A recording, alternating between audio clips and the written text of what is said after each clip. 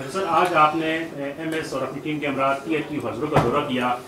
बड़ी खुशाइन बात है, माजी में जब आप अपोजिशन में थे तो आपने एक दफ़ा बरमला इजहार किया था कि ये टीएचक्यू हजरों हॉस्पिटल जो नहीं है, ये रेफरल सेंटर है।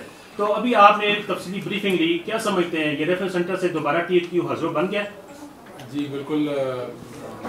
मैंने यहाँ पे दौरा जो किया उसमें बहुत इम्प्रूवमेंट है और इस वक्त जो टीएचक्यू हजरों है वो आप सफाई के लिहाज से ये मेरा बगैर किसी इंफॉर्मेशन के मैंने दौरा किया है।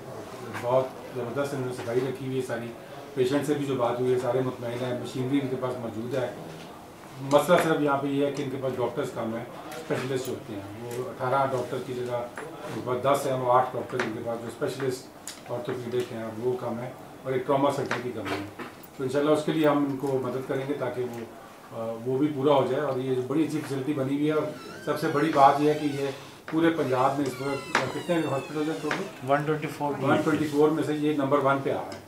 और उन्होंने कुछ 100 इंडिकेटर दिए हैं जिसको वो चेक करते हैं इंडिपेंडेंटली। तो उसके अंदर ये हजरों कंसिस्टेंटली पहले 3 के अंदर पूरा साल आया है और इस वक्त नंबर 1 पे 8 महीनों से तो ये 8 महीने से टॉप कर रहे हैं ये। तो ये बड़ी अच्छी बात है और इसको इंशाल्लाह पूरी तरह सपोर्ट करेंगे। इसमें सर जो सबसे बेहतरीन शोबा है वो इमरजेंसी का है, लेकिन वहाँ पे स्टाफ की कमी है।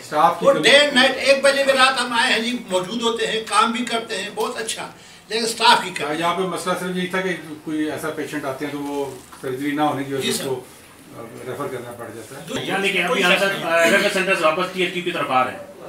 जी बिल्कुल टीएचक्यू की तरफ आ रहे हैं। वो हमारी हुकूमत ने आते साथ ये मकसद ही ये था कि लोगों को यहाँ से भेजना जाए। आ चुकी है, बिल्कुल तब्दीली आ नहीं रही बल्कि आ चुकी है।